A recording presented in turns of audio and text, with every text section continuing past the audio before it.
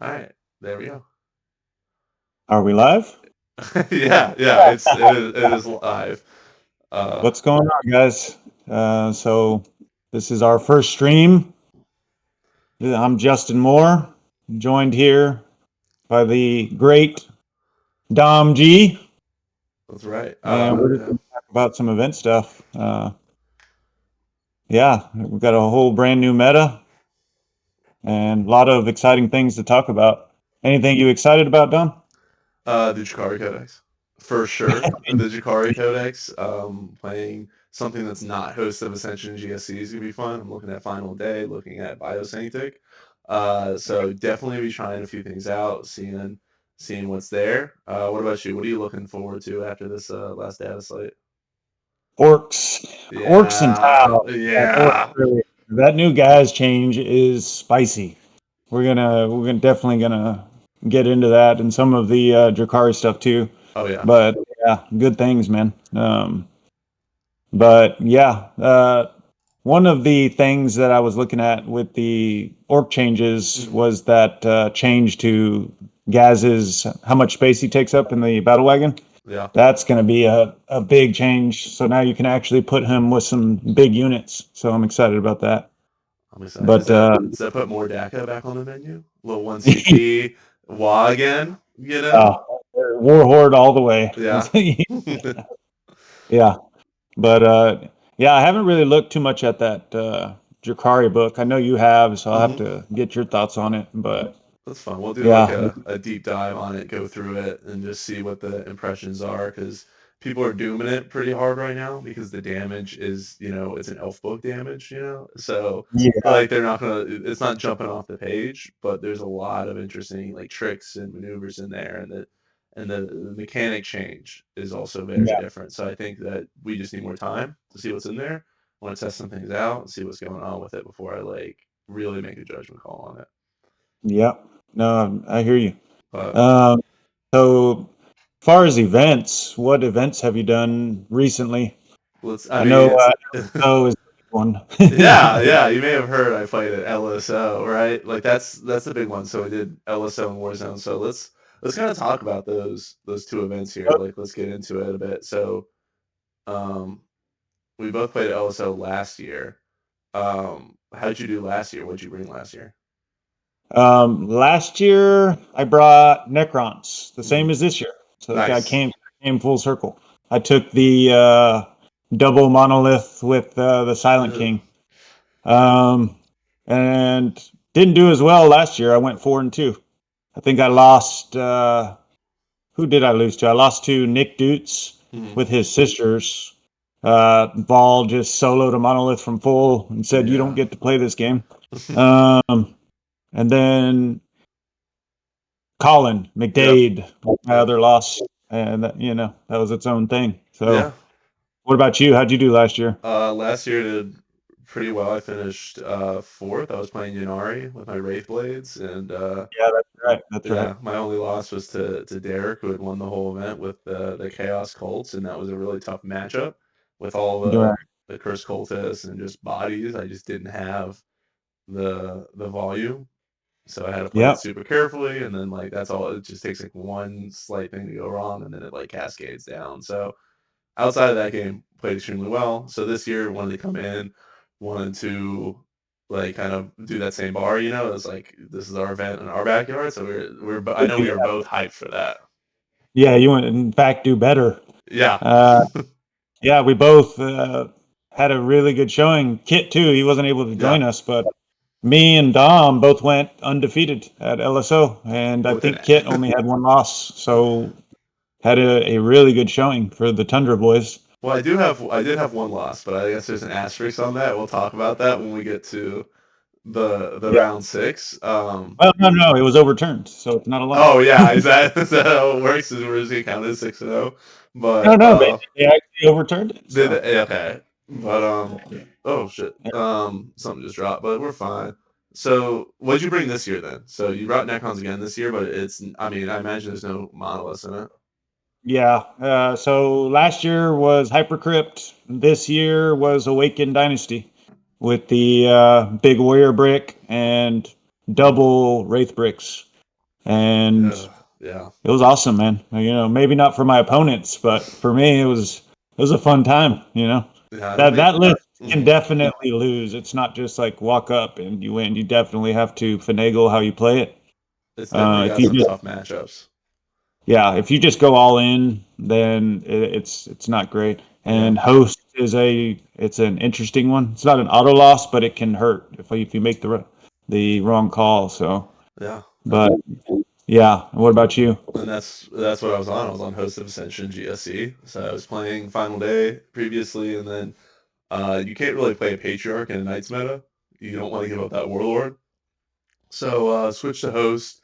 Did what 420 mans. I had a Metamorph unit though. That was like my wrinkle compared to other host lists we see that are kind of like all the same. Um, Yeah. so a little less chaff and a Metamorph unit there that kind of lets me respond to like early push pressure or just like two-phase activation, right? A lot of host armies are just like, hey, we're just going to drop and shoot. I needed something that can go like in somewhere and clear out a unit if I needed to, and that's what the Metamorph's job was. So, Yeah, I think we talked about it a bit too in prep, oh yeah, where looking at the which builds, and we were both like, yeah, I think the metas are the right call, oh which yeah, turned out they were. So they were, and so they ended up being pretty pivotal in a lot of the matchups. There's a few where they like don't do their weight as well, but they project out threat pretty decently. And we'll get into it. So let's take it round by round here and just kind of review the experience, how the list played, the event as a whole, and then we'll take it to Warzone. So let's just do some quick game summaries and some standout moments for each round. So, what about your round one? Who'd you play into? What kind of list were you looking at? I want to go over your rounds first. You had My more rounds? exciting. Yeah. Oh man. Okay, so we could do that. So my round one was against Caleb. He was on Subterranean Assault. And so what I remember, I even took a picture for that one. I like strung out so many Gene Stealer, or sorry, so many Neophytes. Like I was definitely like pushing the Deep Strikes back because once I realized like, because I actually hadn't played against Subterranean Assault before, but like with that one, the whole thing, right, is you have to be able to drop that base still. And if Right. you can't drop that base 9 away, you can't drop anything else 6 away. So that's kind of what I was operating under. Um, and so just kind of did that. And over the course of the game, was able to push him back and shoot stuff and tag stuff. And like he dropped everything down, like shot a 20 man. And then I just like charged a Ridge Runner into the zone ropes and was just like, all right, we'll do this the rest of the game. And that's kind of how it went. And he was like pretty down about it, which I felt bad because he was just like, the game tilted pretty hard in my favor at one point, and he had just come off of a really good showing at U.S. Open in Dallas. He got like a 20-0. So I was just like, hey, it's okay. Like I did really well here last year, and he was like, oh, of course, this is my round one, and then he would go on to finish 5-1. I was his only loss, so that's how we Yeah. started off. Like that win path is just starts off tough going against someone who's good. Round two was my Death Guard. I played into Death Guard, and that was like getting it started early, and he was on a different detachment though. It was the one where it's like the one CP everything like you get fights first. He can switch the auras around if he needs to. So that kind of stuff was happening in the game. Um, and it was difficult to play around. So my biggest defense was his movement. Literally just like, hey, you move 4 and you shoot this far. That's everything I need. Like, because he had a big Plague Marine brick and they'll pick up any of my 20 mans in shooting or melee. He dropped Death Shrouds in the middle and I like responded, picked him up. He dropped Death Strides on the other side, and I overwatched him with a Benefactus unit, picked up 2 in Overwatch. I was like, there we go. Just like stuff like that. And in that game, the Metamorphs ingressed and just like stood, like took his backfield and stood there and just scored points. That was their job. So because they couldn't really charge in anything as long as Fights First was there. Yeah. But that game went pretty decently in my favor because of the then my last round was probably my one of my toughest matches. This was into Travis on Space Wolves. My biggest issue there was like just bouncing off a few things early, playing around the there's like they have a reactive move and a blood surge on like a lot of their units. So The Metamorphs, I tried them coming out of Deep Strike and they failed their charge. That would have been like game. They get into the Wolf Guard that had like 5 guys left, and they're just like, yeah, crit 5s, sustain lethal. But I went for the 7-inch coming out of reserves with the enhancement. Yeah, that's tough. I mean, that's one of the issues with going first with that army is if like they're pushing really hard into you, like you can't ingress the response for the meadows.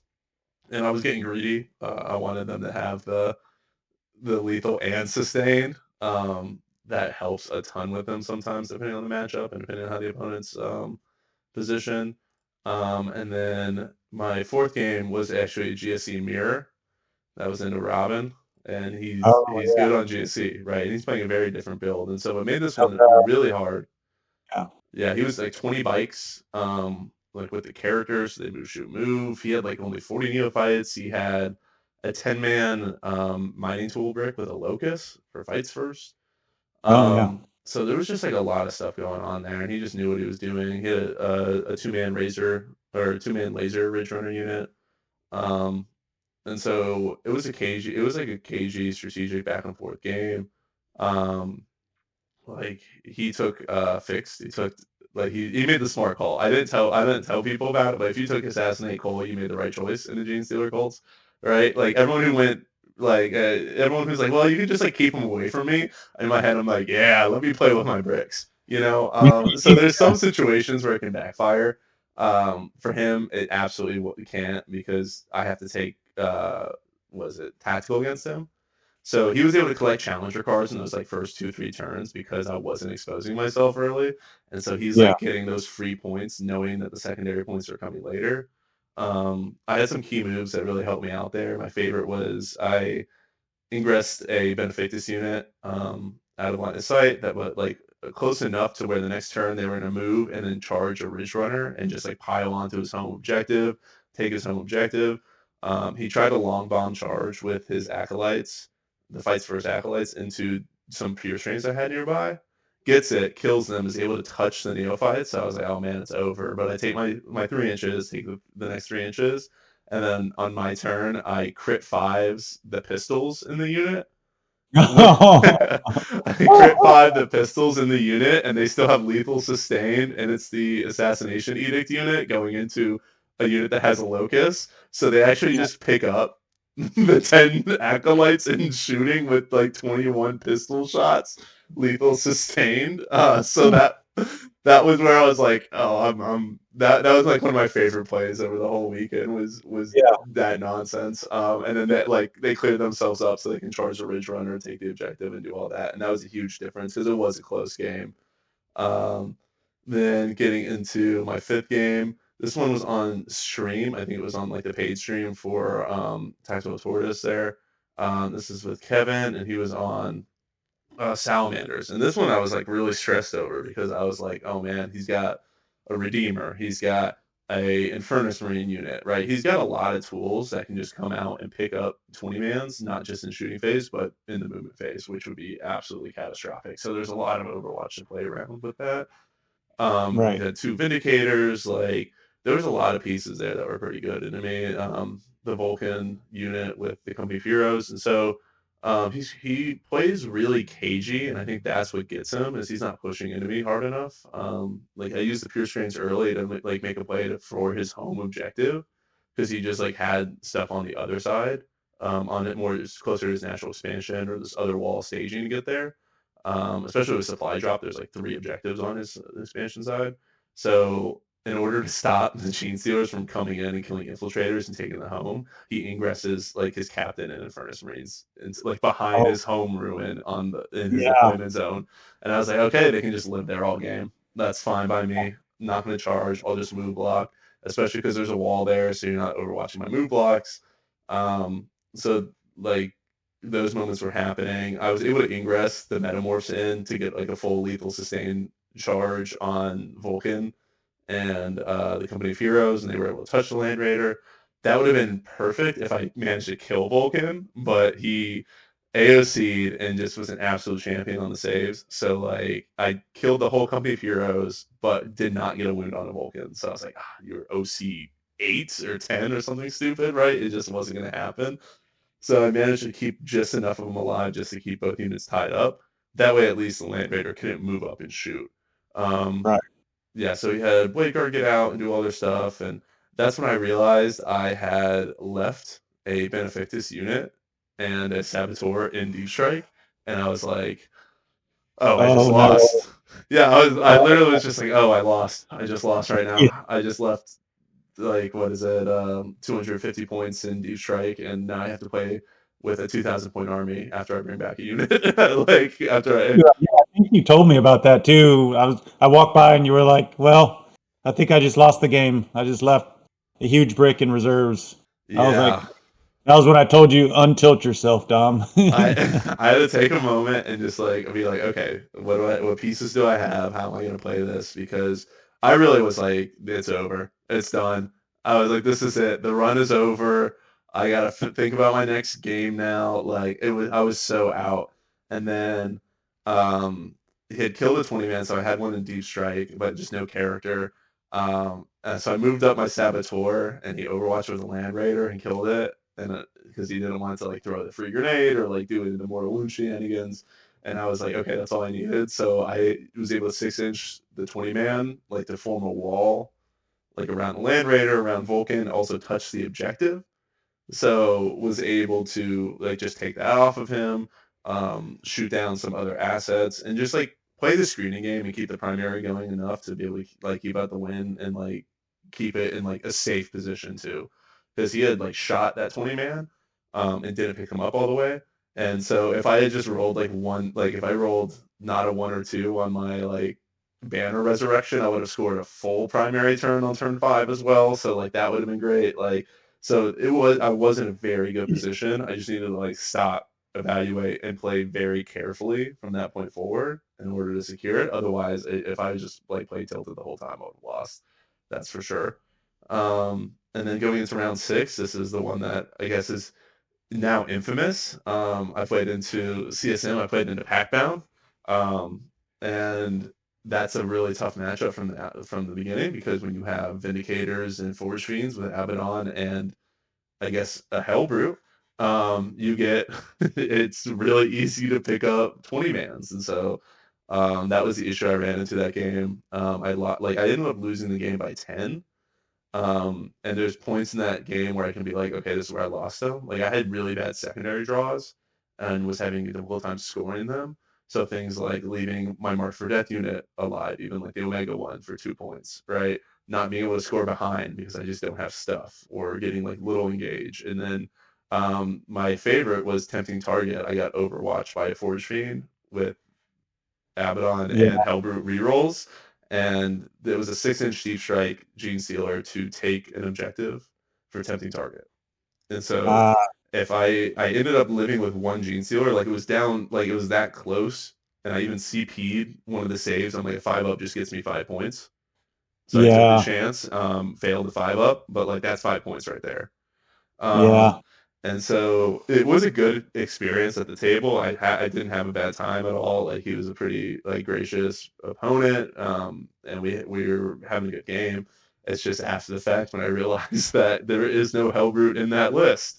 Yeah. So that was my opponent. That's what kind of gate kept me from getting the win for the event. I did have like a crazy OGW, like with so many like my early opponents, like my first round guy going 5-1, like no one getting more than 2 losses, or 1 loss. Like the OGW was like 80% going into that game. Yeah. Um, You had the highest OGW by far going into that game. So yeah, that was kind of one of those yeah, feel bad.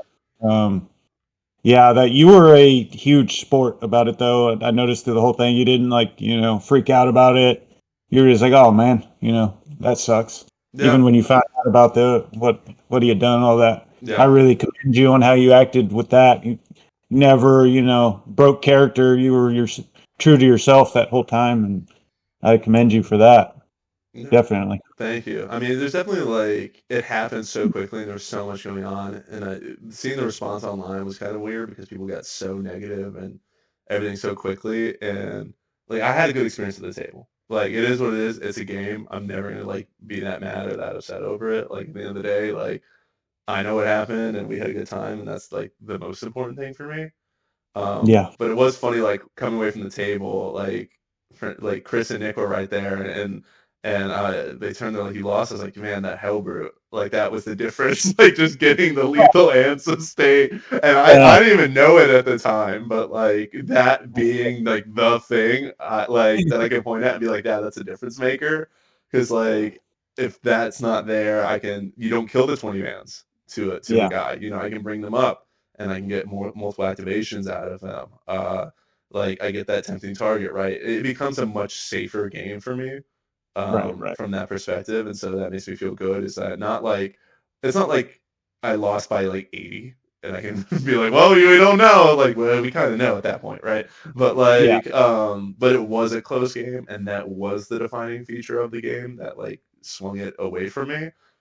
So after the fact, it felt fine. Like, and Everybody knows that with GSC, if you can solo bricks, you can win. If you can't, they come back. They yeah, resurrect all their good weapons. They keep hitting you with full power. So yeah, it was definitely that would be a deciding factor. But yeah, good job with that, man. yeah, As far as I was concerned, you won that event. Your OGW, it just kind of the way it played out. I think you ended up fourth, but really should have been first. But yeah. you know, It's one of those things where like at that point the placings really don't matter.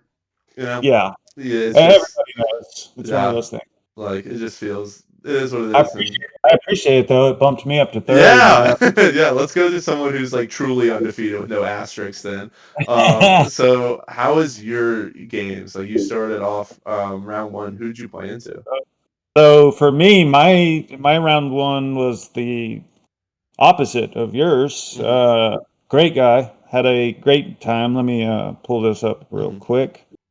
Um, got it right here. All right, so my round one was against Agents of the Imperium. Like a full Which agents list. actual agents. He brought agents, and he said from the get go, like he was just there to have fun, that kind of thing. So Yeah, um, I don't need to go too deep into that game. It was just what it sounds like. We just had a fun game. yeah, He knew he wasn't winning the game. He wasn't really there for like to try and win the event or yeah, anything. So it was basically just we played for a couple turns, and then once his Death Watch teams were dead, then we just kind of talked it out because he didn't have any damage left in the list. hmm, So that was like an easy round one.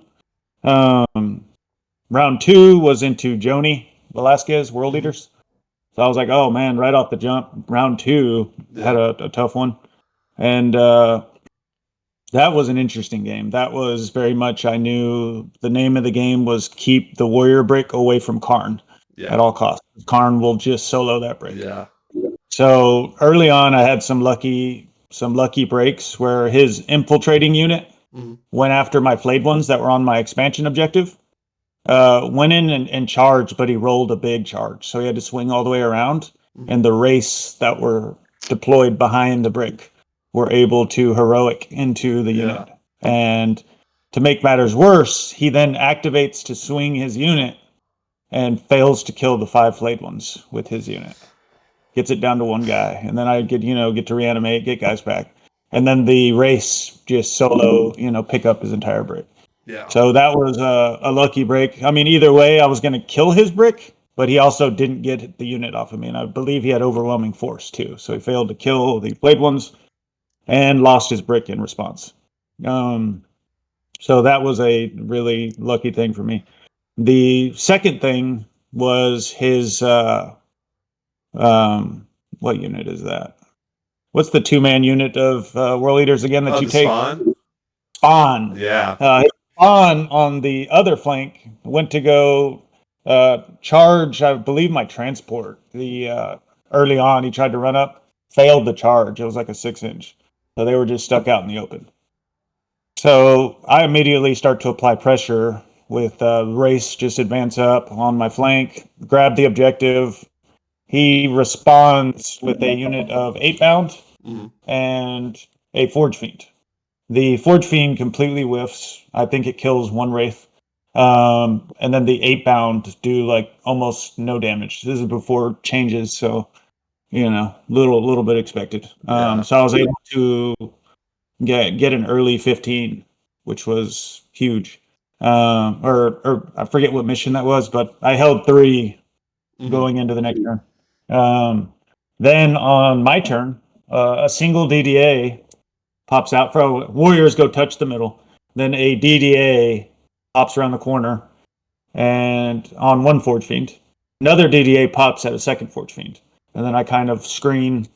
I activate the first DDA, roll a 6 for number of shots, pop the Forge Fiend from full. It's gone, deleted. And now I'm like, oh, that was lucky. So go to activate the second one, roll a 6 for number of shots. Yeah. Delete the second one. So now he's only got. I think he only had 2 Forge Fiends. So he might have just had 3. no long range shooting left. Yeah, and that just did it. So then he sends the Karn Brick out to go deal with a Wraith Brick because I had kept him away from the Warriors. And the Karn Brick is able to one tap the Wraith Brick, which is, one of those things. No, sorry, it was his Master of Executions Brick was able to go in, and it one tapped the Wraith Brick. So then I was able to respond and delete that brick. So that was a pretty good thing there. Yeah. So, and I think that happened in turn 3. So then we go into turn 4, and the only real damage piece he has left is his Karn Brick. So then he hard pushes with that, and goes for a play where he can hit my other Wraith Brick and then try and swing over next to and then grab the middle objective and then be in a spot where he can blood surge into anything that tries to go after the brick. But he was so behind already at this point. I had gotten such an early lead that we kind of figured out that he couldn't come back. So we ended up just talking out turn 5 because I had gotten just a good enough lead where it wasn't possible to do that. So that was just one of those games. Was able to keep the Warriors away from Karn. Yeah. And that's a big deal. That's a scary matchup sometimes with the amount of melee they put out, and then that surge move where if you whiff on any shooting, it's just like I'm 8 inches and I'm gonna pick up the next unit now. Yeah. When you bring the Warrior Brick, you have an understanding in any game that if you can kill this brick in a one go, it puts me in a tough spot. But bringing the double Wraith Brick, that was kind of why I brought that too. Yeah. As a backup. So I'm not just, up Schitt's Creek if you kill the Warriors. Yeah. And very few armies have enough to deal with both. Yeah. That's why Host is dangerous, because Host can delete one or the other. So it makes it a very technical game. But so that was that game. Round 3 was into Space Wolves. This started a theme, by the way, of all of the best melee armies in the game back to back. Yeah. So round 3 was into Space Wolves. Great guy. And he had I believe he had the big brick. What's their elite unit again? The head takers or the. Head takers, I believe so. I believe he had a big brick of that. It's like a 6-man, or if it was a 20, it would have been the Blood Claws. It was a 6-man. Yeah, so it was the head takers. Yes, and I was like, that is a dangerous brick right there, because it can. I'm pretty sure it has the output to pick up a warrior or a wraith brick. Well, you don't want to find out. Yeah, definitely don't find out. So that was on the layout where it was hard for him to get up the board without getting shot by DDAs. So his only option was to go try and stage them in the far rune. And then with his other damage, just typical Space Wolf stuff. He had Thunderwolf cavalry too. Yeah. A good amount. I think he brought like 2x6 or something like that. And then so I knew that because of where his head takers were positioned, that I could just walk up with the warriors and touch the middle, and he didn't really have the range to get to him. So that's what I did. I walked up, touched the middle. I knew he was going to send in the Thunderwolf cavalry, but that's not enough to deal with the warriors. One brick of Thunderwolf, just don't solo a warrior brick. So he went in, and he ended up only killing like 6 warriors, and then I reanimated, and so by the end of that, he had only killed 2 with that 4-up invul, man. And then instant reanimation, and But then I used the reanimation to take back the objective.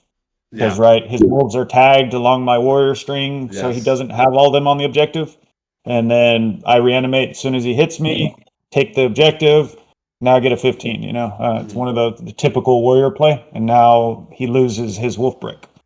So then he had an all shit moment because he realized the only things he had lined up to go into the warriors was 2 more units of wolves. And when he Yeah. realized I'm not going to do shit, that was an all fuck, I'm fucked kind of thing. Yeah. So he went for a Hail Mary, which was go for a long, I think it was like a 10-inch charge with the head takers into my expansion. Hits the fucking 10 and makes it onto my expansion and is able to rip that back from me. The only problem was now that unit's out in the open and it's his only unit that could deal with warriors. Yeah. So yeah, he took the 5 points from me, but he lost the head takers in the process. So now we go to his turn. He has his guns lined up where he can shoot warriors. He tried vindicators, I believe, if I remember correctly. He kills a bit more, but by the end of that, I have like 13 warriors instead of 18, so he killed like 7 after I reanimate.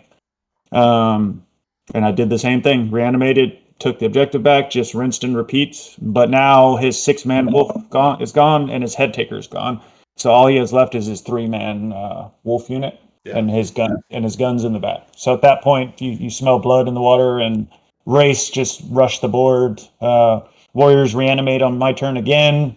Just push, start charging. The Race charge one of his vindicators. The game kind of just falls on its face right there. So, great game, great opponent, good sport all the way through. So, nothing bad to say there. Nice. Round 4 was actually into his teammate, and this was into Death Guard. And so you see the theme there: World Eaters, Space Wolves, Death Guard now. Yeah, I would much rather play Space Wolves or World Eaters than Death Guard. Though I'll tell you what, like there's not, especially before the changes. This was good Death Guard too. Yeah, so say. And he brought the typical good stuff: Terminators, you know, the usual stuff, bloat drones. Yeah. So in this match, he put 3. I want to say he put all of his Terminators in Deep Strike, all 3 units. I saw that and immediately said, I'm just going to rush the board. So I went first, advanced Race, moved aggressively up the board, next Wraith Brick, aggressively up the board, and the Warriors aggressively up the board, and seized the middle objective, my expansion, and staged a Wraith Brick where they can go hit his expansion. And was like, I'm just going to block out the sun. Yeah. So that's what I did. His turn, he tried to go after the Warriors in the middle, and with bloat drones, I think he lined up 2 bloat drones. And normally into big horde bricks, you would think that would be enough because it's like D6 plus 6 shots each. Yeah. But no, definitely was not enough because the Warriors have stealth as well. Yep, and the 4 people, like it's just... they ended up being full health by the end of those 2. Yeah. And all of his real damage, he had a Plague Marine brick that he staged up, but it was too far back to be able to get into. He could have sent them out, but he wouldn't have gotten the rapid fire shots and all that. If you don't get within 12, Plague Marine, for those who don't know, good Plague Marine tech is pre-measure where after they move out of a Rhino, you're still outside of 12. And they do a lot less damage at that point. Yeah. So that's what I had done. And he didn't think it was worth it to go after the Warrior Brick with the big Plague Marine unit if he was outside of 12. So, again, kind of a theme of getting early 15s there. Yeah. Then on my turn, as according to plan, I just advanced my stuff up, took his expansion from the Poxwalkers holding it, killed the Poxwalkers, made it to where he had nowhere to drop with his Terminators but his deployment zone. And that was through a wall of Race. The Warriors just stayed in the middle, and Race just pushed hard into his deployment zone, just made a wall. So now these are the only spots you can really come. You can't get Contagion out to me, so you can't 6-inch your the Death Rods. Yeah, and they still have to fit. That's the other thing people always forget with them is like, it's 6 inches, but like they're on 40s, and if they're with a character, if it's a 6-man, like that's a big footprint, and they still have to be able to fit. So like that is multiple extra inches that like you don't even Yep. need to screen 12 between units at all, so If you can stop their units from getting you in contagion, then you can prevent them from even getting the Yeah. 6, Yeah. So that just it just became a bloodbath in his deployment zone. Him trying to fight his way out, but the problem is I have DDAs, Yeah. which are Death Shroud's worst nightmare. And I had set the DDAs up where if he tries to go after the race that I'd set up with his Death Shrouds, he's definitely getting shot by DDAs, which is what happened. So yeah, he fought his way out of it, but by the time he got out of there, he only had like, one Death Shroud here and one unit with a character maybe, And you and still like have to one over here. move 4 or 5 inches a turn. Like you're still Death Guard fast. You're not making up Yep. any ground. So like on his turn, yes, everything came out, the big Plague Marine brick, all that. And my plan wasn't to kill any of it, was just to whittle it all down. That way he doesn't have any real threat to come after the warriors, which is what I did. Nice. Didn't kill the Plague Marines, got him down to like one guy. Same thing with the Death Shrouds. So now, yes, you have units, but they don't hit nearly as hard. The warriors just kind of look at them and laugh. So it's like, Yeah. but great game. Again, it was that other guy's teammate, so had a great time. So that was Death Guard. Going into round 5. So, like I said, we had World Eaters, Space Wolves, Death Guard. Wouldn't it be appropriate if I get Blood Angels round 5?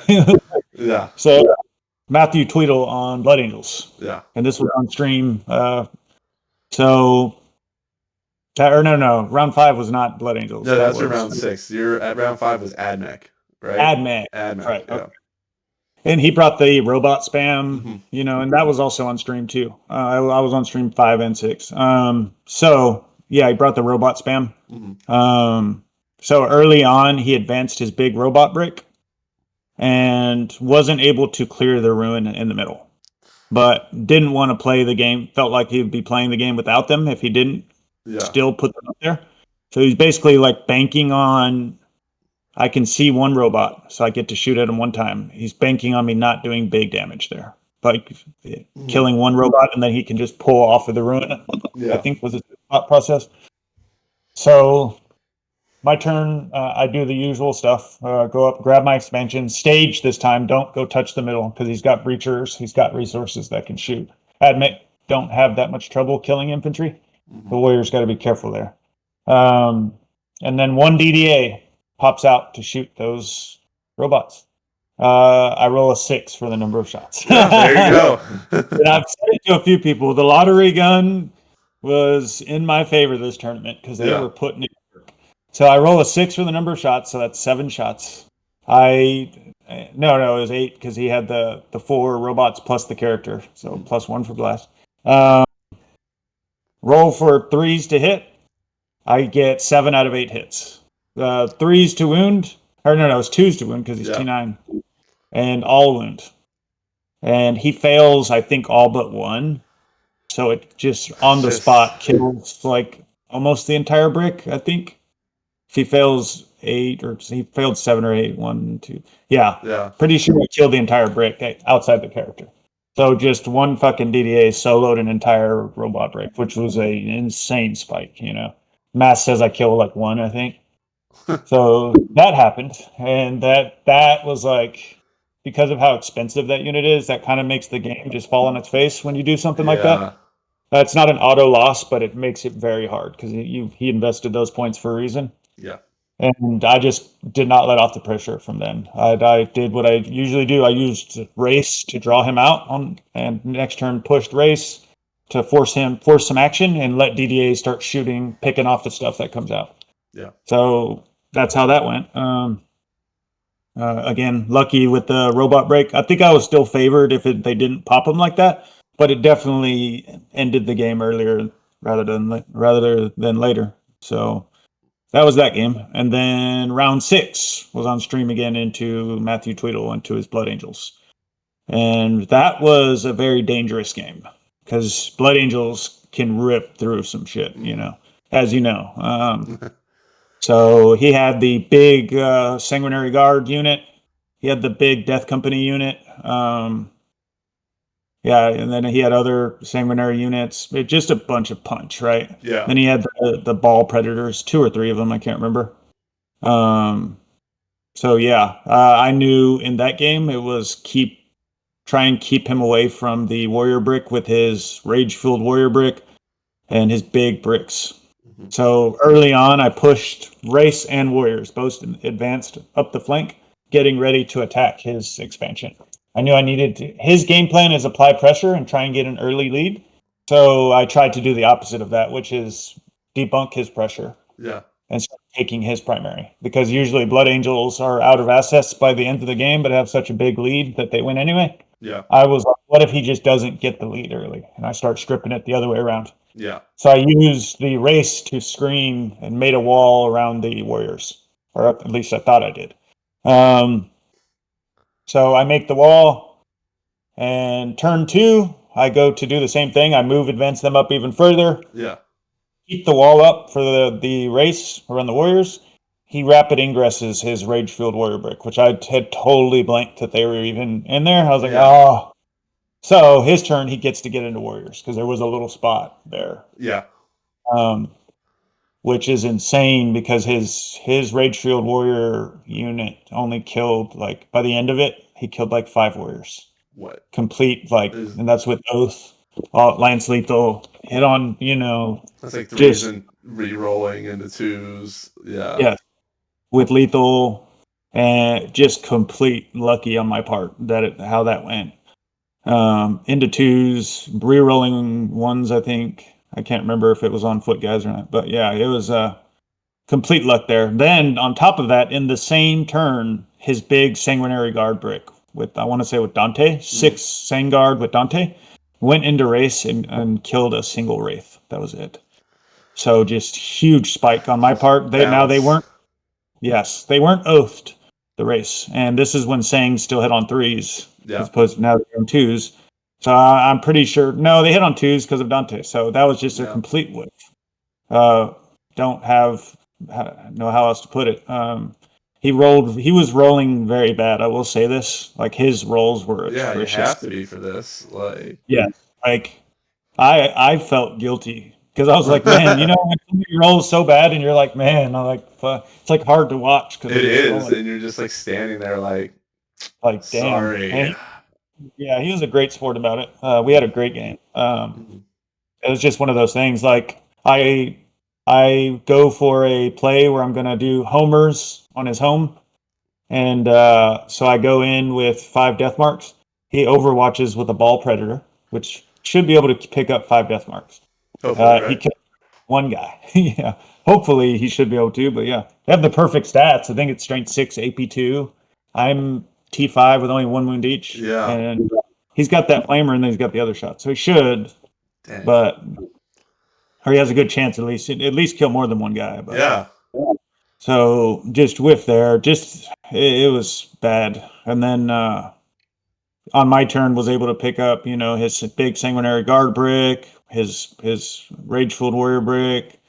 Was able to move block him, take his expansion, and then kind of move block him so he couldn't get back to it for a turn. Yeah. And then to make matters worse, he moves up with his death company, goes for a charge and fails it, re-rolls it, fails it again. So now his death company, his one answer, are just stuck out in the open.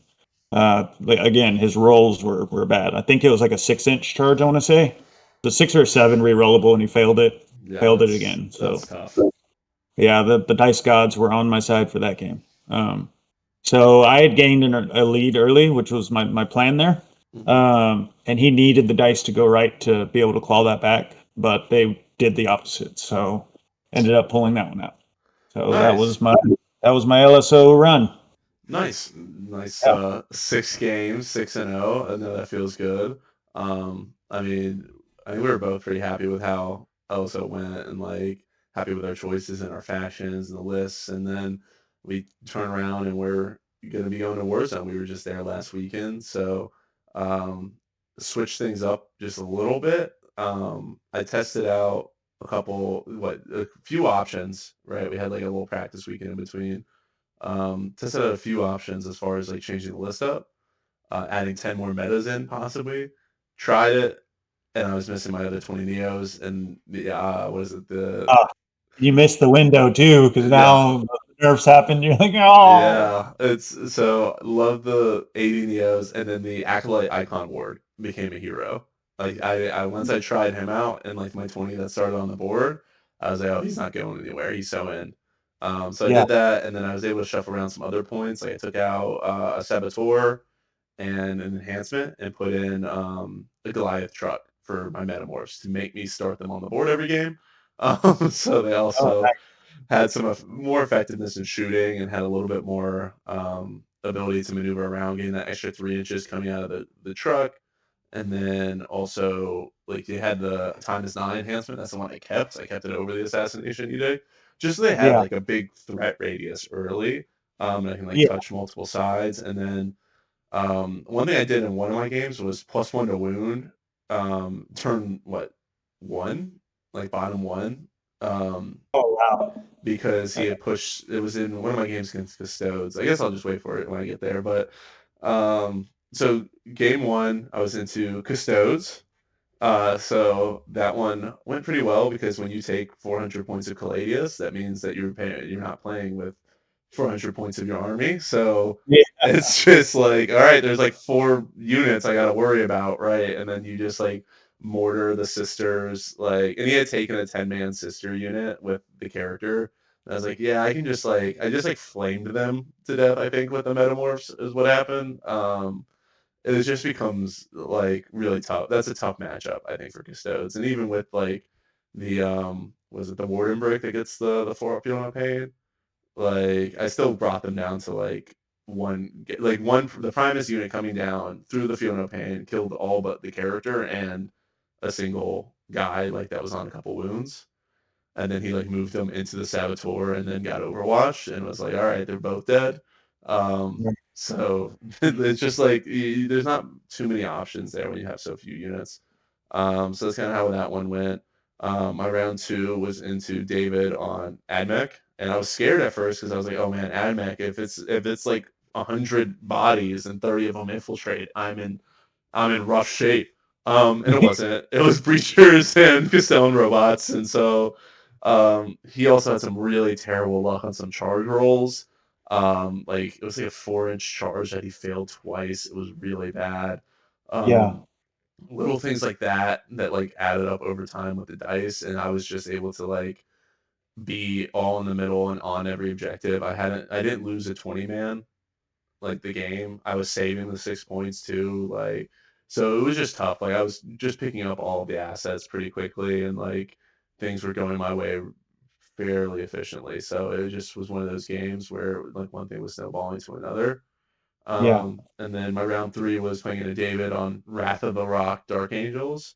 Oh, This is a close game. I ended up losing it 79-72. And there's a few key moments that kind of tilted that way for me or against me. Is number one, I forget about their 6 inch charge strat. I had never played against Wrath of the Rock before, and I was like, that's interesting. So he's like, I'm gonna charge you, and I'm like, oh yeah, you can do that. So I just like lost a 20-man for nothing, thinking I was gonna like possibly deny a primary if I was able to like kill the lion. Like it was a whole thing of things that I shouldn't have been doing because I completely forgot about that specific play. Where if I just like use them as a line 6.1 away, then I get to hold another objective for 5 points, and then I yeah, have more units that get to do stuff. And so like the metamorphs would have been able to activate into some Deathwing Knights. And as far as units go, that's not the most unfavorable because they have a sweep profile, so they have a 1 damage profile, and they're going to wound you on fours no matter what with their +1, and they have lethal. And I can push this -2 with the Ridge Runners, right? So if anyone was going to be able to like put some damage on them efficiently, it was going to be Metamorphs.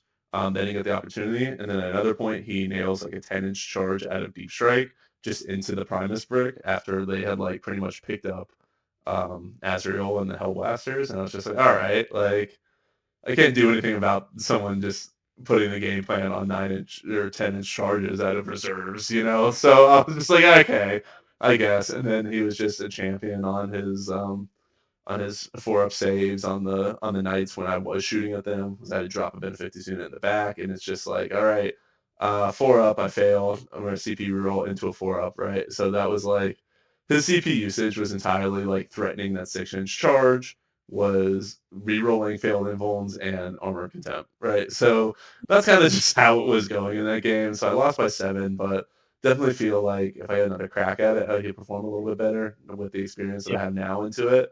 Like seeing the Especially with profiles. that Wrath of the Rock. The more reps you can get into it, kind of know how it works and all that. Yeah. Yeah, because I had So never played against it, and my biggest worry was the Azrael Hellblaster brick, because I was like, if that gets into a 20, that'll pick up a 20 man. Like that should yeah, just pick up a 20 man, with like sustained and oath and all that.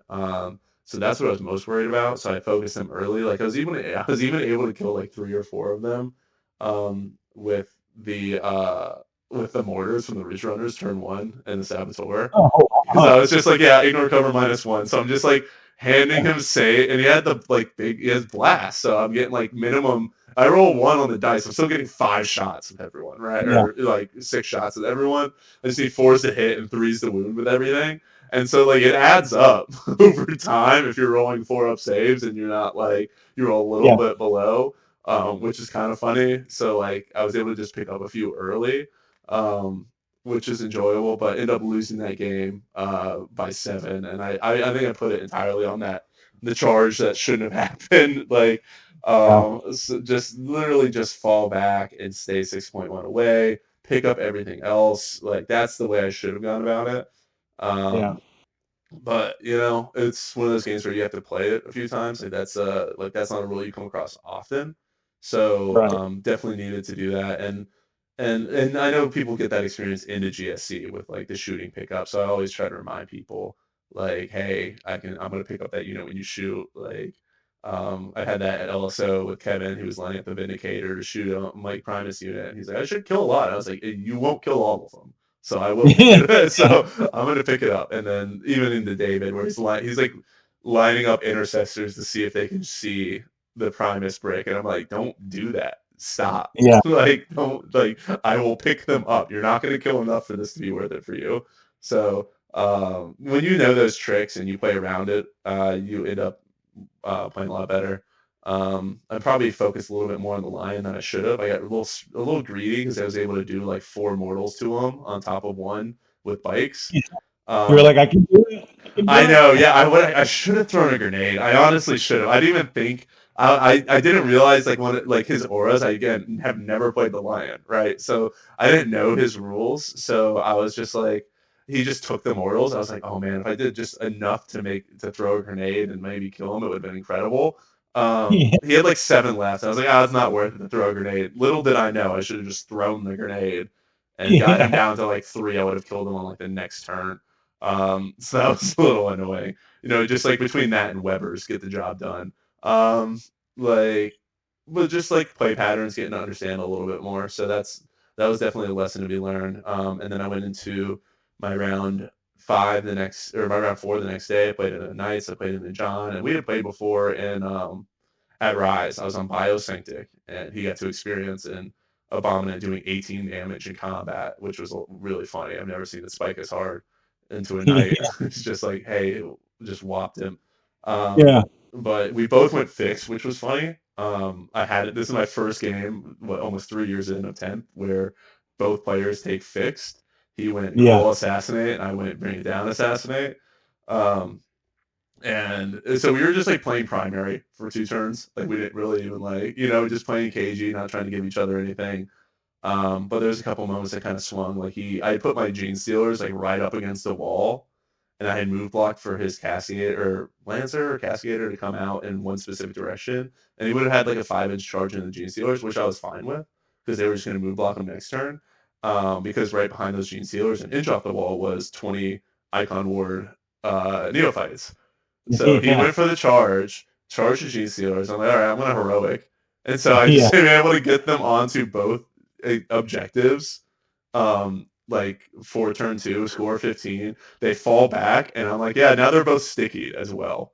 So like I'm just like I can hide everything and be scoring primary, force you to come to me. And Yeah. that's kind of how the game went. Like I dropped the 20 mans far away from like Canis and hit a Valiant, far away from them. Was screening for the Valiant the whole time. And that sticky objective, like on my natural expansion, just remained there the entire time. He was trying to move some knights out to the middle of contest. But that by that point, it was like the score was already going to be in a good spot for me. And then in like my last turn, I was able to get down another knight and down Canis, and so that's just points. Um, Kind took of the that. perfect storm there with the heroic and the sticky and like Oh when the yeah, machine right. yeah. That's the thing that people never think about with like 20 mans. I'm sure you get it with the Warriors. It's like the power isn't like, and I have 20 guys hitting you, I have 20 guys fighting, right? The power is in I have 20 OC2 models with a level of durability and also a mechanic to resurrect. Right? Yes. That's the power of that unit because I literally like I told my opponents the whole time I'm gonna do funky stuff with whatchamacallit coherency to pull myself out and to like purposely kill off models so I can like resurrect them, stuff like that. And then I don't care about your damage as far as the strength, AP damage. Just tell me the number of attacks. Just tell Yeah. me the number of attacks. Is it 20 or less? That's all I got to know, right? These guys each have 3. Okay, so they can't kill me. Perfect. I'm going in, right? Like Yeah. that's how that game works with them. Is like, yeah, if you like, I don't care what the quality of attack is. It's gonna kill a neophyte, right? But do you have Yeah. 20 of those, right? Can you Yeah. get 20 of those? That's always the Even then, question. you need more than that. It's like, do you Yes, have, yeah. Do you have rerolls and do you have 30? It's yeah. like, Like when I oh, you play, have 30 attacks, but you hit on threes with no rerolls. I'm going in. yeah, It's and like, it gets even funkier when like the attacks aren't as quality. Like when I played Kit during the practice weekend, he charged the icon unit with demonettes and killed like 4 neophytes because oh, it was yeah. just like I spiked on saves and then I had funeral pains after and I got those. I got a ton of those and it was just like, oh okay, and I'm like, I Yeah. get to hit you. Like so there's fun stuff. Like they're funny sometimes, and the neophytes are like such an MVP unit that I'm even like when I pivot away from them, like away from host, there's a thought about using them. Like I used that 20 man neophyte in final day, and that was a lot of fun. Yeah. Yeah. But no Primus probably means it's not gonna happen. No Primus rerolls. But then in my last round was Custodes again, was Lions, and he had 3 Caladius. So that's kind of how it goes. When you have 3 Caladius, you're putting 650 some odd points into killing units that don't exist on the GSC side. I'm just gonna hide Ridge Runners. So like I move blocked and to the point where like Blade Champ failed, like his unit failed to charge on their advance and charge turn. After they had already gotten Overwatch from an ingressing Primus, right? Like I just move in, surround this lone Blade Champion on an objective, and use the charge from him to go touch 2 grab tanks, right? Like it got to the point where I picked up everything except like Trajan and the 3 grab tanks, and I was just like, okay, what do you want to do? So Yeah. At like that point, the game's over. Yeah.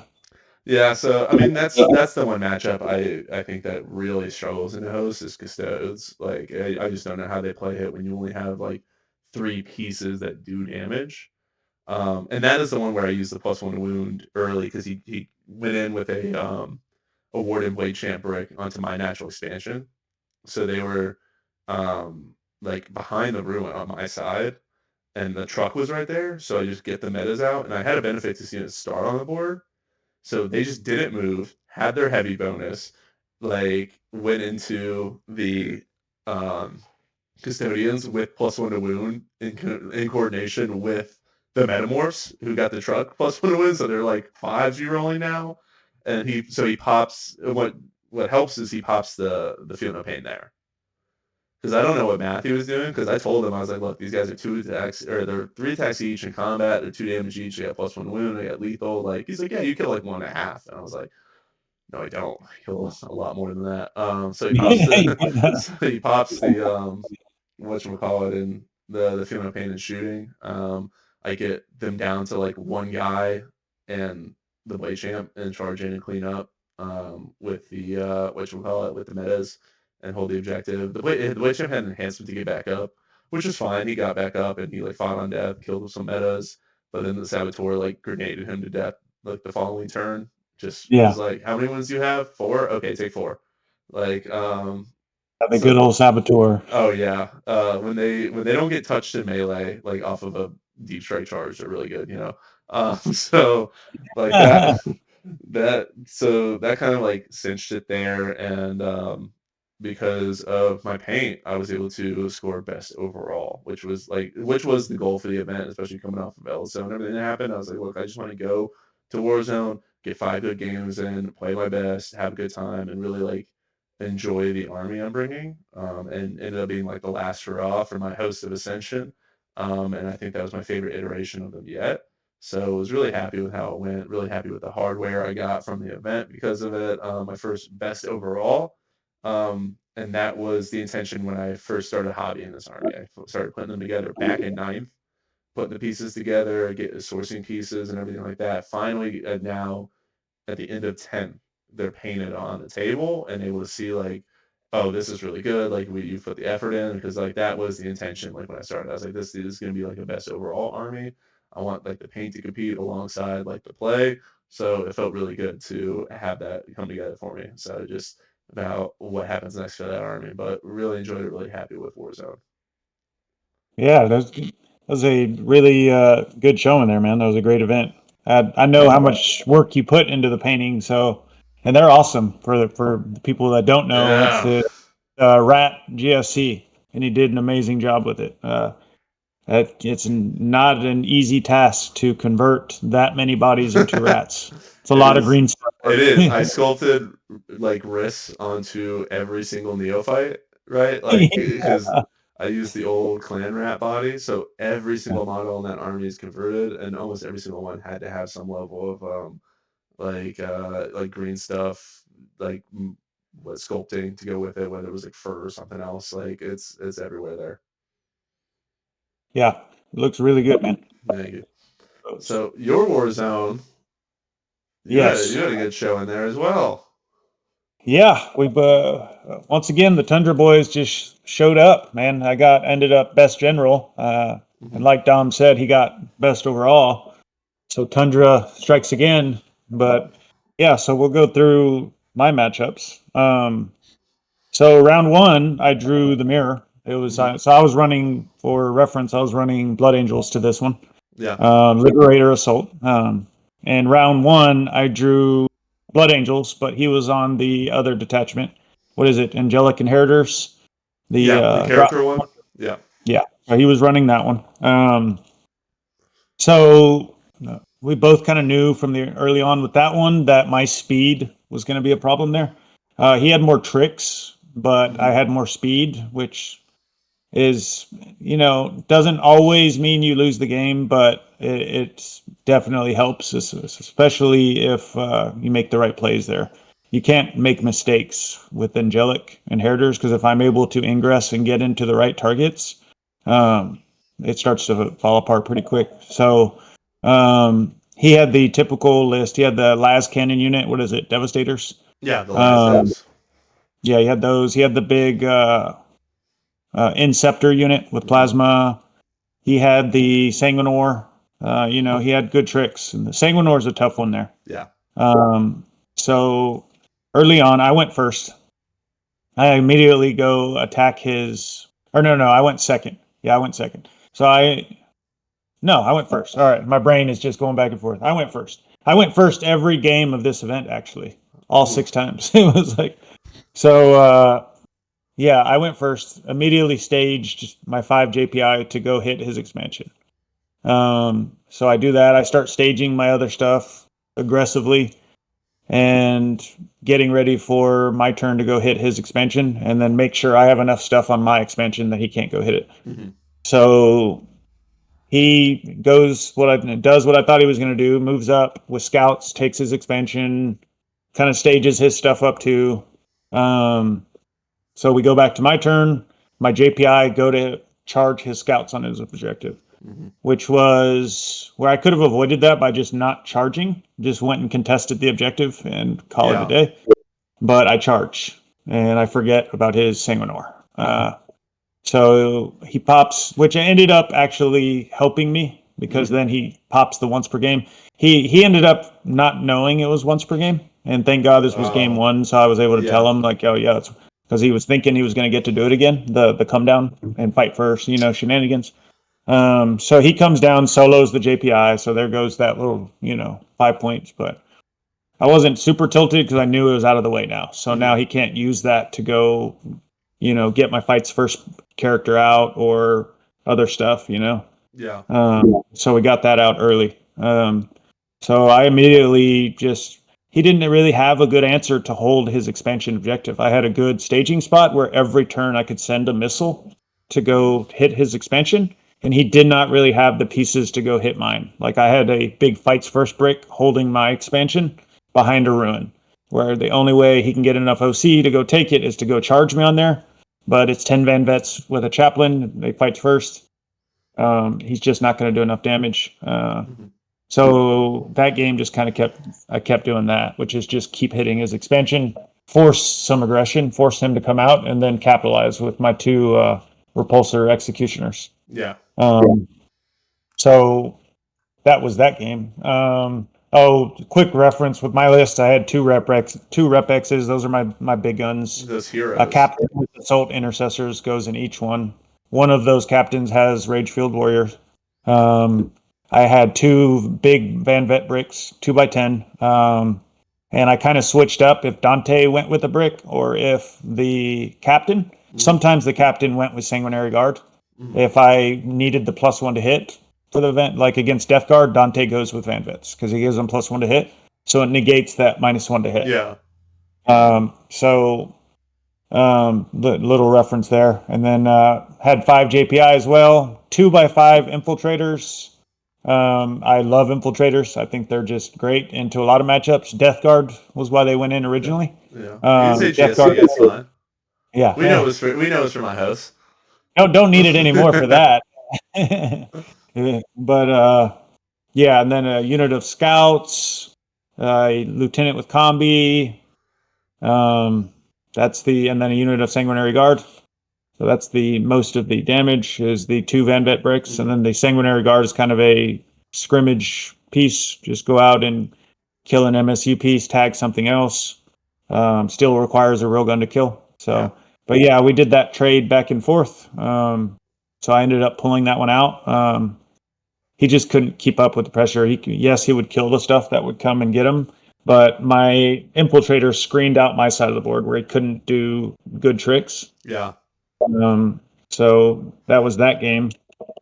My round 2, let's see here, was into Imperial Knights, which that was just what's the range on your guns? I'm just going to stay either out of range or stay hidden. Yeah. And then on my go turns, just go pick up Knights, because like 2 repulsors plus Van Vets, if I oath a Knight. So I was able to pop Canis turn 2, Canis, and then piled over and tagged the Knight. That's only guns. I forget which Knight that is, but it's no melee. It was all guns.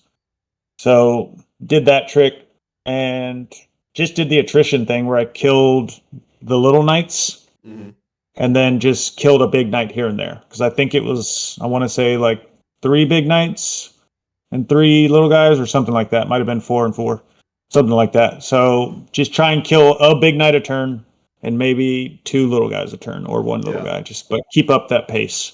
Meanwhile, move blocking him. Where, if a Knight moves 10 from the back of his base, just block where he can't clear my guys. So every turn using something, whether it's scout guy, you're not coming out into the middle to get angles. And that's not going to let you shoot what you want to shoot. Yes, you can go through walls. I can also pre-measure where I put a model outside that wall so you can't Kool-Aid man through the wall. So that's what I did. Turn 1, that's what I did to stop Canis, where Canis had to come out in the open because I used scouts to scout up, move block. Now you can't really go anywhere. And so that was that game. Round 3 was Emperor's Children. Emperor's Children, in my opinion, unless it's like John Lennon level, it's just unplayable for EC. EC has no play into Liberator Blood Angels. Because we say we're both melee armies, but I do it better than you. I'm faster than you, and I don't care about I don't care about your demon print, your -1 damage demon prints. I have a million damage lethal hit impact. So just through attrition, man, you run up, you grenade a demon prince, you shoot him with 2 rep X's, you charge him, he's gonna go down. Yeah. Right? And then you have your fight's first brick.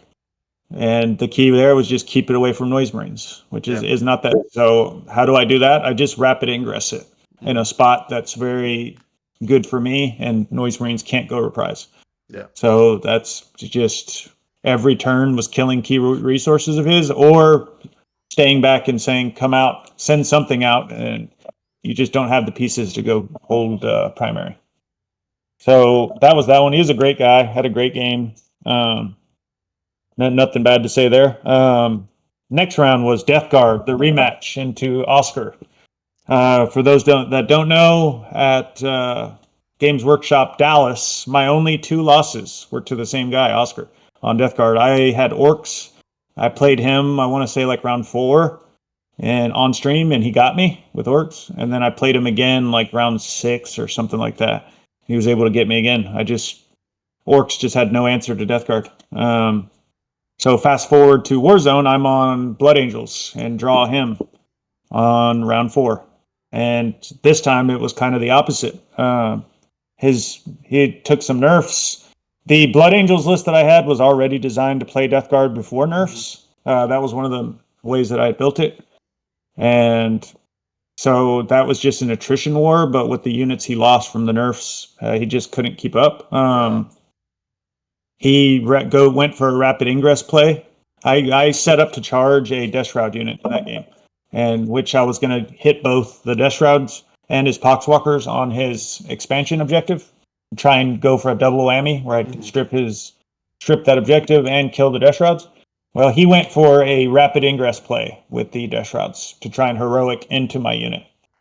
And so then I had a Rage-Filled Warrior brick staged behind a wall. And I said, you know what? I have nothing to lose here. I'm going to go for the 9. Because he was outside 9, that Rage-Filled Warrior brick. Hit the fucking 9 on his unit that he rapid ingressed. So now, instead of just losing 1 Death Shroud unit, he lost 2. Because he didn't have enough to interrupt. Yeah.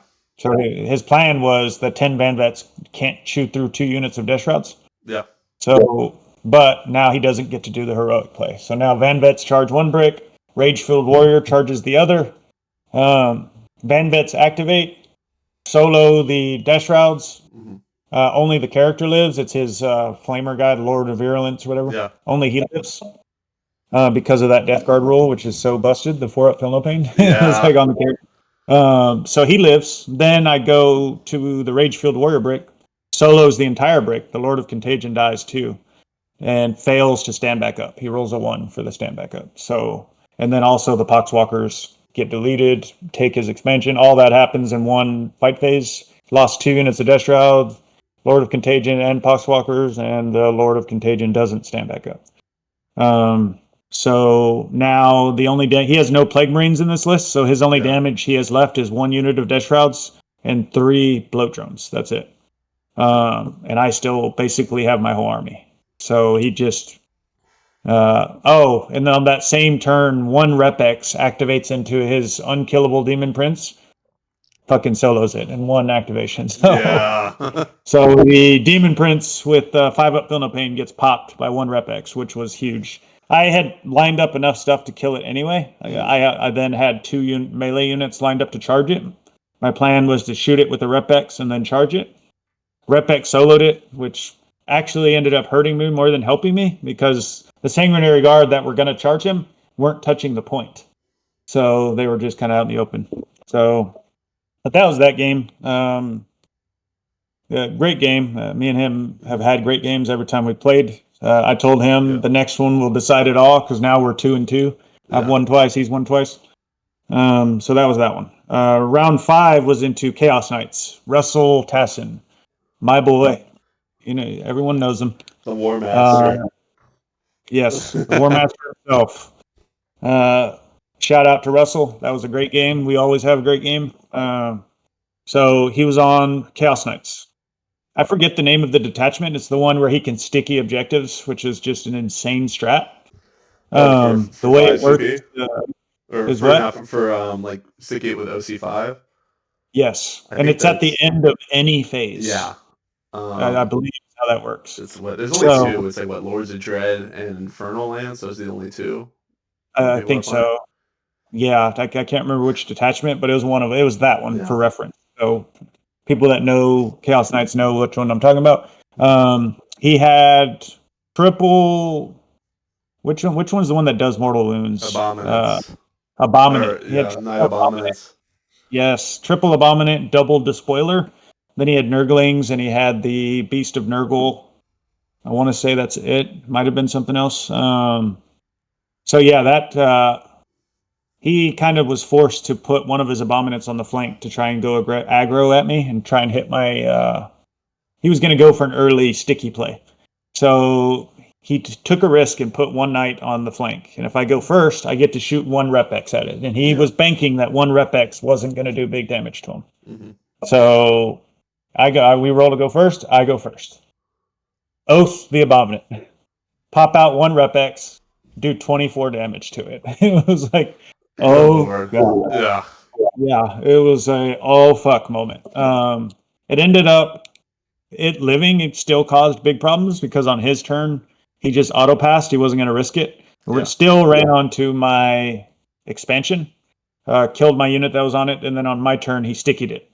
And the only option I had was Infiltrators, which I only had 4, so it's only OC4. And then 10 Vanvets if I want to bring them out. If I bring them out, he uppy downies his Despoiler and kills, just deletes the unit. So I did not have a good option for taking it back. That strat really put me in a position. So instead, I said, you know what? I'm going to let you have that for a turn. Let's go to the other side, your expansion objective. And I just started hammering down. Just started pushing hard, I went and move blocked his knights so they couldn't come and help out. Mm-hmm. Went and deleted an Abominant. Just said, if you're going to do it to me, I'm going to do it to you. And we're going to keep this even on. Only problem was he lost that knight on 2 wounds. That one that from turn 1 that I shot. Yeah. Then he lost that second Abominant. So now he's only got 3 knights left. And going into turn 3, he had used his uppy downy on his Despoiler. Mm-hmm. He uppy downied it to go deal with one of my bricks. A single captain that survived advanced, popped the advance and charge strat, charges that Despoiler and keeps it held in combat by himself, the hero of the day, and just kept the Despoiler just trapped in the corner while I dealt with his other Abominant and his other Despoiler. His other Despoiler wasn't that worrisome because he was in his deployment zone. He was just standing on a building so he could see over it. So he was way back there. So it wasn't that threatening. He didn't have uppy downy. So that meant I just needed to deal with that other Abominant. Once I killed that, we were like, let's just talk out the last round because don't have anything left to really go deal with me. That was a lucky break doing that much damage to his Abominant because all of a sudden his pressure on that side of the board went way down. Had he gotten to go first, I think it would have been better for him because he would have gotten to move that Abominant up and do stuff, and it would have been harder for me to deal with it.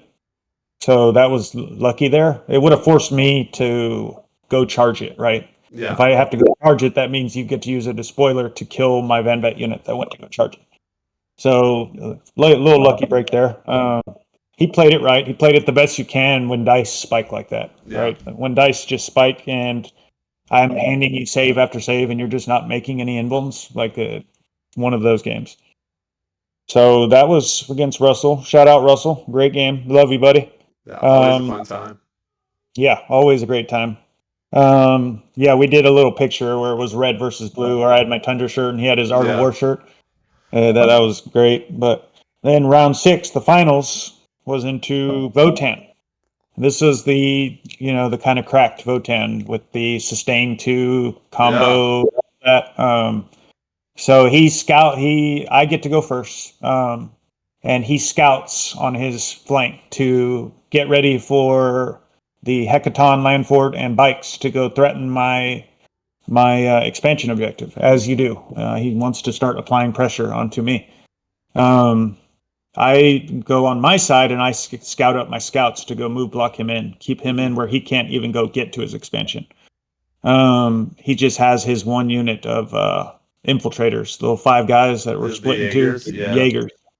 So that's all he has holding that. So my plan is JPI go charge those Jaegers, kill them, take his expansion. Scouts move block him from being able to get anything else onto his expansion. So that's what I did there. As far as the pressure he was attempting to set up on my side, I rolled an advance for my captain with 3 sanguinary guard. I said, let me just see what I get on the advance. I said, if I get a 1, it's a 7-inch charge. Yeah. So let me just see. I roll it, and it was, I believe, a 5. So it's like a 3 or a 4-inch charge. So I go charge his bikes, lance lethal, pick them up. Well, I don't do the lethal part. I just lance. Pick them up, swing around, and tag his hecaton. So now his guys that are inside cannot do the pressure they're wanting to onto my expansion, and he's forced to back up with the land fort. So that was my turn 1. Just kind of set the standard. I'm going to protect my expansion. I'm going to strip yours from you. Make sure you can't get anything to it. Then on his turn, man, he barely kills the sanguinary guard, and that was like putting his whole army into him. He was like, that was a lot of stuff that he put into him. He popped fall back and shoot with the hecaton land. He put warriors up top to shoot at him. He put Thunderkin into him. They were just tanking the world. Finally, like down to the last couple of shots, he kills the captain. So that was that. On his other side, he gets rid of the scouts, but again, doesn't have his expansion. And then he moves Jaegers out to touch the middle. And then I reactive move my combi lieutenant back into the repulsor behind the wall. My turn, I go back with the combi lieutenant. He does a reactive move with the Jaegers, which is what they do. He gets back into his transport. So we just played this little loosey-goosey. Yeah. I'm going to get back in my transport. He's like, no, I'm going to get back in mine. I pop out a repulsor executioner to shoot his land fort that had fallen back. Solo it with 1 Rep-X. I had lined up 2 to be able to shoot it. On this turn is when he rapid ingresses his Termi squad. He has a unit of 10 Termis with the character. He rapid ingress, or no, he doesn't rapid. He just deep strikes him on his turn. So yeah, I kill his transport. I kill a unit of 3 Thunderkin. I kill something else. I can't remember.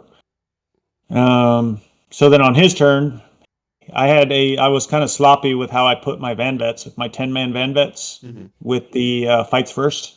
I put him in a ruin ready to go hit him the following turn. He was able to deep strike his Terminator brick and see the Van Vets. So he does that, and he pops sustain 2, fires everything into them, kills all but the chaplain. So just fucking, that stung. I was like, oof. So does that, kind of stages his other stuff. My expansion, remember, is safe this whole time. I had just killed any pressure that he had going there. I still had many units lined up to go hit his. So I just continued that assault. I was like, I'm not going to let that tilt me. I just kept sending something to go take his expansion, keep applying pressure. And then at this point is when Dante, with 10 Van Vets, I roll an advance for them to see what they get. I hit the 6. And then with Dante, it's +1. So they're moving, what is that, 19 inches across the board, right into the heart of his deployment zone. And I'm like, I'm just going to charge everything. I'm going to charge the warriors on your home. I'm going to charge your land fort that's staged, ready to go do something. Tag all of your units. And that's what I did. I tagged everything in his home, stripped his, and just basically seized the board. Lieutenant Combi goes, touches the middle.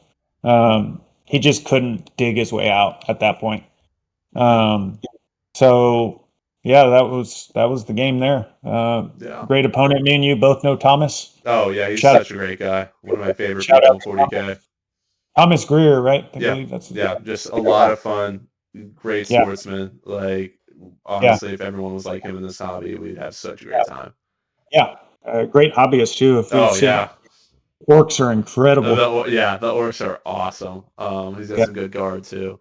But yeah, it sounds like a great event. I mean, I remember you playing. I was watching you play your round 6 because that was like the final cut round. So huge run. Congratulations. I know you were plotting on the Blood Angels for a while, and it's just matching the play style. So it just like fit, did everything you wanted to do, and it shows up for you there at the end. So I appreciate it. Yeah, we got a Warzone with a overall and a best general. I mean, we were really happy on the ride back. So part of it here with this whole like I guess the channel and things we're doing here is just kind of have these conversations that we already are having. Just put them on camera, put them on video, and just kind of share them out, and then do some series talking about new stuff that's coming out, talking about our list building, talking about practice reps and painting and all those sorts of things. Just both of us consume so much in this hobby as far as like videos and content. It's like, well, the stuff we're doing, let's put that out there. Let's see what comes back, and just kind of continue to create community whenever we can. So um, that's kind of been Yeah, our focus. that's what we were talking about. Yeah. Like talking about the events that we go to, Hmm. talk about Texas events in general. Even if we're not at them, we look Yeah. over them. Just kind of the ones that are streamed that we're able to see. So we're able to go over them. Just kind of see. It doesn't have to just be Texas events, but obviously we'll be Yeah. looking at Texas events. Some of the players giving shout outs. Just going over tactics. We'll either be doing tournament reviews or just getting on here and bullshitting. Yeah. Kit will also be joining us. Kit Smith Hanna. He's our other good friend. He is at Flying Monkey right now, so that's why he wasn't able to be on this one. Um, yeah, I mean, we want to be able to do a lot of that. Like Dom won't make it this year, even though he has a golden ticket to Worlds. He's Yeah. going to a wedding, I believe, right? Yeah. Yeah. My But sister has the audacity to be married at the same time as this event, yeah, so how how dare he? But yeah. he'll definitely still be involved in the prep that me and Kit go into.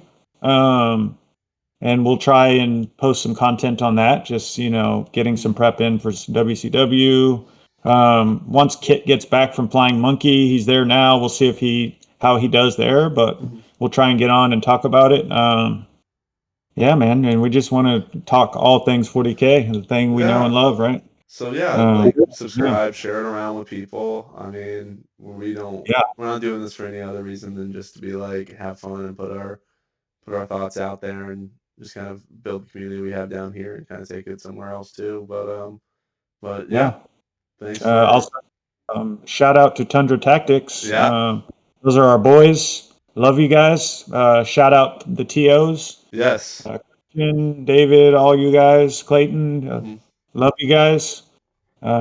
Just shout out to everybody that supported us, man. oh Russell with yeah, his boys, the TCC, all you guys. oh Appreciate yeah, you guys. yeah. Shout out Frontline for putting the event on for LSO. Shout out John for putting on Warzone. That was a great time. I've never been in an event as cold as Warzone was this year, and Yeah, honestly, it's beautiful. It was beautiful yeah, to be cold at an event. Like that yeah, was not a feeling I've ever experienced before. So yeah, huge shout out to John for a well run event.